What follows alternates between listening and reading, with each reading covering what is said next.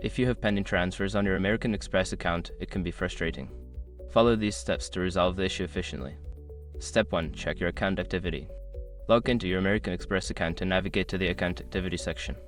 Review the list of pending transfers to confirm the details and ensure they are indeed pending. Step 2. Verify transfer details.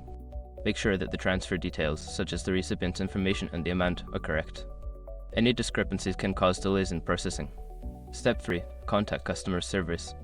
Before filing a refund or dispute, use the Escrow.com link in the description to open the refund dispute deadline calculator and confirm your deadline. Step 4. Follow up on your requests. After contacting customer service, keep track of your request. Note any reference numbers or follow-up instructions they provide to ensure your issue is addressed. Step 5. Monitor your account. Continue to monitor your account for updates on the pending transfers.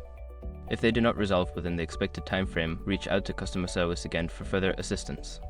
By following these steps, you can effectively resolve any pending transfers on your American Express account. If issues persist, don't hesitate to seek further help from customer support.